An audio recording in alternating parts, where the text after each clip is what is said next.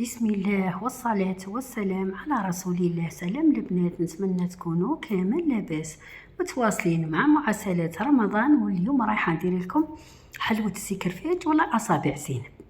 رايحين نديروها على طريقة المحلات وتتحصلوا على أروع معسلة. شوفوا البنات مصداقية الوصفة كيفاش تجي طايبة من داخل. بلا ما نطول عليكم نروحوا لطريقة تحضير. عندي هنا كاس تاع سميد يكون رطب، كي نقول لكم رطب يعني ناعم جدا. والكاس الثاني فرينة، والكاس الثالث خليط بين فرينة وبين سميد رطب يعني نص نص. تابعوا مليح البنات، المقادير راهي مضبوطه. عندي مغرفه صغيره خميره الخبز، مغرفه صغيره سكر، نص مغرفه صغيره ملح، مغرفه صغيره خميره الحلويات. خلط مليح كل النواشف. من بعد نزيد لها فنجان تاع زبده ذايبه وبارده كيما راكم تشوفوا.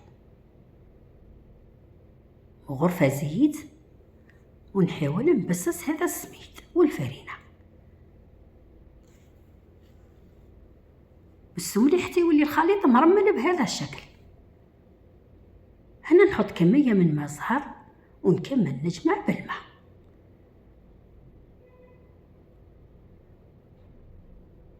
العجينه ما تيبسوهاش البنات، لازم تكون شوي طريه. نغلفها ونخليها ترتاح مده نص ساعه، ومن بعد نرجع ليها نعجنها شويه برك، حوالي 2 دقائق ولا 3 دقائق. ونبدا نشكل كرات وغطيهم بالبلاستيك باش ما ينشفولكمش. كي نكملهم نبدا باول واحده بديت بيها. نجيب هذا السكرفاج والله كيما انا درت هذا اللي نرحي فيه الفرماج. حاولوا ترقوها عليه كامل، انا نشتي نكبرهم نديرهم قيمه اصبع، تقدروا ديروهم صغار يرجع الاختيار لكم. وتلكم رقوهم ومن بعد بداو تلفوا فيها بهذه الطريقه. وهنا قلبوها من تحت واعطيوها 2 كرصات بين بعد كي نعودو نقليو فيها ما تبقى محافظه على الشكل نتاعها. كملوهم كامل بنفس الطريقه. انا هنا راح نشكل بال10 حبات، ما ديروهمش الكل، كل ما ديروا 10 حبات روحوا قليوهم. هنا نحط الزيت يسخن مليح على نار قليله، وحاولوا ديروا كميه معتبره يعني قسمه تتغطى الحبه.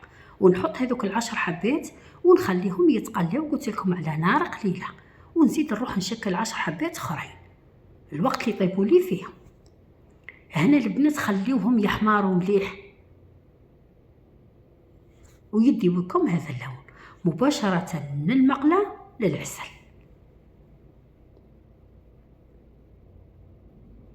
ونزيد نواصل طياب ال10 اللي زدت وجدها.